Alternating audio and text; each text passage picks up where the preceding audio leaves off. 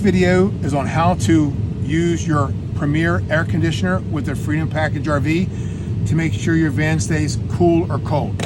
Obviously, the first thing you're gonna do is go open your Firefly. You're gonna go down here, temperature, the third one down. And you're gonna choose cool and fan on high. Do not choose auto, choose high. I'm going to explain to you why in a few minutes. Then whatever your ambient temperature is, crank this down to at least 20 degrees below the ambient temperature. Here's why it's important. The Premier air conditioner is really engineered well, and it's trying to take advantage of your battery power. So this compressor actually has two speeds, high and low. So clearly, if you're boondocking and it's not that cold, you want to use the least amount of power out of your batteries as possible. In this example, the compressor would be on low.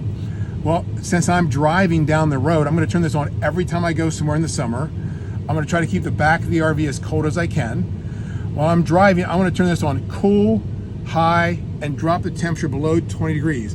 What that really means is I'm making sure that my compressor, the fan is high, and I'm on the second level or the high level of the compressor pushing or making cold air. Now, some people may say, hey, I'm gonna wear my batteries out. That's not true. The reason is because when you're driving in a Freedom Package, the engine will charge your battery. So right now, if I'm driving down the road, I'm getting all the power I need to keep the batteries charged and running the air conditioner. And you probably hear this right now, over here, Kate. And we just started this, so right now my temperature going in is 75 degrees, and right now I just started this, my outside temperature is 68 degrees. Now, for those of you who are engineers, I will totally agree that this is a infrared thermometer. I'm not reading air temperature, I'm reading surface temperature. My only goal in those two readings is I want to make sure that the air, come over here, Kate, coming into the RV is warmer than the air coming out of the air conditioner. I just proved to you in the first 2 minutes, it's already 10 degrees below coming out as it was going in. So now we absolutely know, without a doubt, our air conditioner is working as described. Later, I'm going to share with you why it's so important to keep this cold back here, okay? And the reason, because since this is an internal system, the air going in will be conditioned to come out about 15 or 20 degrees colder than that going in. So clearly, if you start and you don't run your air conditioner during the day, the air back here may be 100 degrees. That means you can only expect the air coming out of here to be 80 or 90. If I keep my air conditioner on high the entire time, this back here, even in the hottest of days this summer, got to maybe 80, 85. That means this temperature coming out is probably 70 or 65. It's just a matter of managing the system. Now, I'm going to go forward and tell you how I do things, and then the last thing I'm going to do is come back to the plenum and explain to you why, if you have dripping from the system, how to fix that as well. So let's go to the front, Kay. So what I want to show you is when we're driving down the road, as you can see, and I'm keeping this on low, recirculate, and 7, the highest level. Now, not all the time, because frankly this air conditioner is so strong you can freeze yourself out. To wit, my wife has a blanket, I keep her too cold.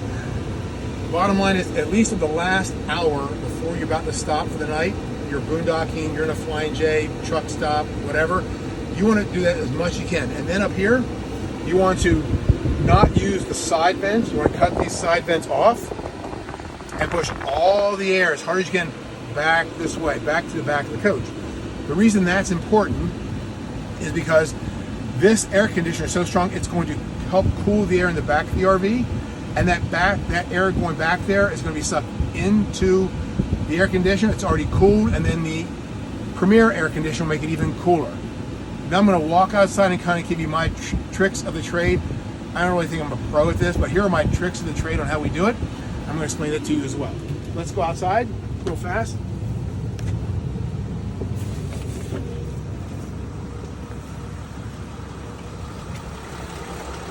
Now I use a thing called a magnet sheet. This is what it looks like.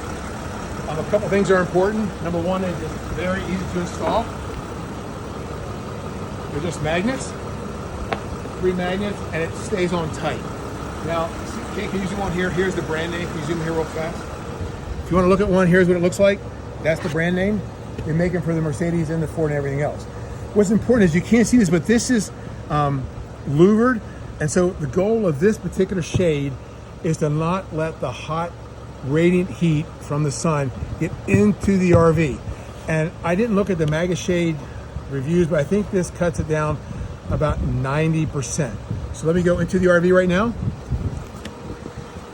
I also want to show you these. I have these on also. So I've done this for all of my RVs. These are also Maga Shades. And again, it's very simple. Just magnets to the side. I'm going to show you why that's important on the inside. Let's go inside.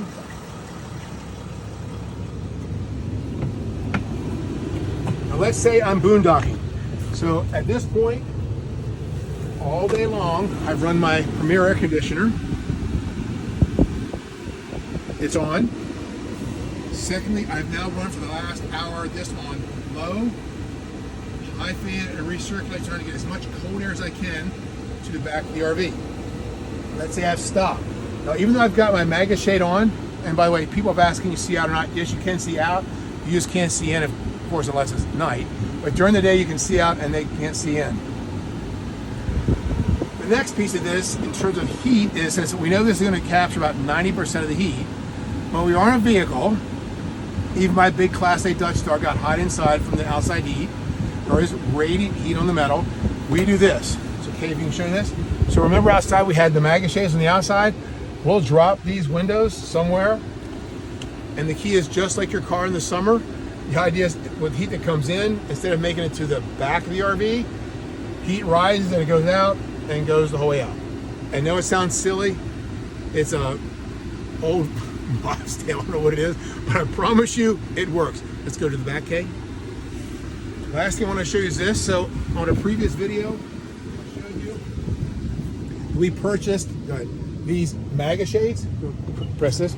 So these are called Maga Shades. What I like about them is this is really thick material and it's a good insulator. So now my use case is now I stopped from boondocking, I'm set, I've turned my engine off. We're going to do that.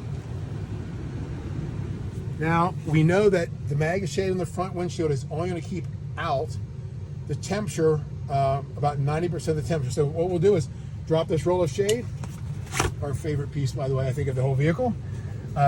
Zip this down. And now any heat that does come in there is protected by this. This is our insulator, and that heat will not come through here. Instead, it will exhaust out of the windows. The other really cool part about these rollers, by the way, is this.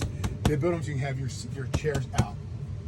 So that's how we do it. It's kind of a three-piece system. Now, at the rally, many people liked my Maga Shade, and they had those shades from MAD. And so you can do that with the free MAD shades that comes with your vehicle as well. Just take these and put them on your outside of your window, white facing out towards the sun, right? White will not absorb heat. And that can also work, and then use your windshield wipers to hold them in place. Both work. The key is to keep the heat from coming into the RV and not heating up the RV. So let's go back here, Kay. So now we've run it. I want to show you this. So right now, real fast, the internal heat, can you get a shot of that, Kay, is now 67 coming in, much colder. Let's see on the out here, and it's 57. So that's a 10-degree difference between what's going in and what's coming out. Why? Because in this example, I've used my heat, my air conditioner rather, from the vehicle to cool this air down. And now what's going in at 67 is going to come out 10 to 15 degrees colder out of here, and that's going to keep you cold. Now, that's how we do it. It's worked for us. We live in a very, very hot area and very, very humid as well. I want to address one more thing, and some people at the rally were saying, hey, I'm seeing condensation on the outside of my plenum. And the blame was, it must be the Premier air conditioner. That's not true. The truth is, if you have beads of water here on the outside, it's just condensation. It's because the air conditioner is cooling the air so much, you're creating condensation. The reason is because, okay, if you go over here, when you're in here, you want to make sure this door, you don't use the screen when your air conditioner's on. You want to make sure that you keep that door closed, so you're only conditioning the inside air to get colder and colder, and you're not adding humidity. Let's go back here, Kay. So I've gone ahead and taken the plenum off for speed. I want to show you this. I hope you can see this, but there's two things that are important. So some people are saying my Premier air conditioner rather is leaking. There's a couple of important reasons. Number one is, if you can see this insulation here, if you don't have this insulation here and on the other side, you should go to a local store and put insulation. This is just foam in here to create more insulation so all the air goes up. Or if you're boondocking right now and you need it right now, just take a towel and stuff it in here. I saw Eric actually do that. Just stuff it in there. The key is to make sure all the air is going that way. You're not losing air. The other issue is going to be these pipes. I hope you can see these. And so this was actually taught to me by Premier when I was up in Elkhart. And the key is these are all copper pipes that you can't see now. And the reason is because they put on these pipes pipe insulation tape. It's self-adhesing rubber. And so what you want to do, if this is the pipe, down here, okay? If this is the pipe, I'm going to show you in a second. You're going to take a piece of that tape, about 3 inches. You're going to take it from the bottom up to the pipe and then wrap it around. Why is that important? Because if there are leaks in that copper pipe, there's no seam here to leak from the rubber. The seam's at the top, and of course gravity is going to hopefully make sure the water goes down. So we did this with all of our tape, all of our pipes. I want you to show this, Kate. Show this, Kate. And this is what it looks like. It's called pipe insulation tape. By the way, if you come to the rally, they were doing this for free. I was really impressed with Matt. For everyone's RV that didn't have it, the bottom line is we're not having any leaks at all, and that's the reason. There is one more thing I want to show you. So that's how we do it. Also, I got a question. Go back here, Kate, please. I got a question about, hey, I'm over here, Kate. I'm only getting my Premier AC is not moving air to the front of the vehicle. Actually, when we're doing this ourselves, I actually close these vents intentionally. I don't want this pushing air forward. I open these up. I force these backwards. I have those forcing backwards too. The reason, because I want to push as much cold air as I can in the back of the RV, because I'm going to depend on my last hour, the air conditioner from the vehicle, to push air into this area. So then when you're stopped, you can do this, and believe me, it's very hard air. It's coming out fine. Now, the other question is going to be, okay, now I'm about to stop. I've run my air conditioner all day. I'm now stopping to go home. What do you want to do? So I want to show you this one more thing, and this is really important. So I'm going to go here, but if I was at the Firefly up front when I'm driving, when I'm an hour from home and I've been using the AC all day, or I'm about to go boondocking and turn everything off for the night because it's cool enough, it's cooling down, what I will do the last hour is turn cool off, but leave the fan on high, or I actually put it on low. It doesn't matter any of these. My point is, if there is condensation up on those pipes, the AC will stop producing more condensation because I'm no longer cooling the air, but I am pushing air across those pipes, internal air, just to try to use that air to dry all those pipes. I know it sounds crazy. I promise you it works. It's worked for us for over a year. It's a simple fix. It's a workaround, but the truth is what you don't want to do is stop and have water leaking out of that for whatever the reason. You just, before you're about to boondock for the last half hour, if you're going home, go off and then keep it on high, medium, or low, not auto, because auto will shut itself off. You want to keep it on high, medium, or low until you get to your final destination. Then if you want to, you can turn it off, etc. Now, one more nuance. People say to me, hey, at night, I turn on auto and my RV gets hot and cold. That's not what I do.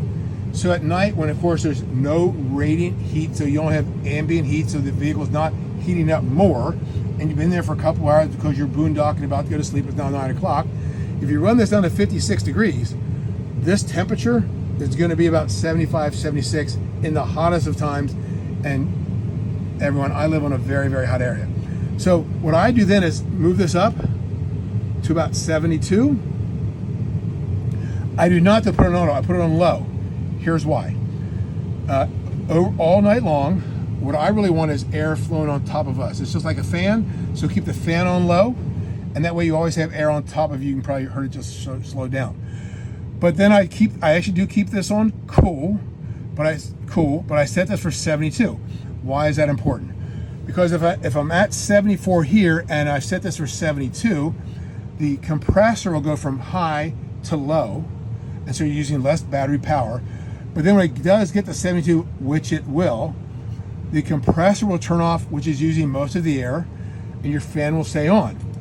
The other reason that's important is because overnight then, if you're always on low, you can feel and hear the fan, a nice calming fan. But at 2 in the morning, when it gets to 73 in this example, your compressor will turn on low automatically. You probably won't even hear it because the fan's on, and it'll keep yourself between 72, 74, and 71 is my experience. So that's everything about the Premier AC. I think is a superior product. My evidence is I had my local friend here who actually is an HVAC guy take a look at this unit, and he said, wow, this is really made well. And my friend's a person that does very high-end air conditioning, and he was impressed with how it's used rubber underneath to calm the noise and the system itself. So that's it. Kind of a long video, I apologize, but that's everything you need to know about the AC.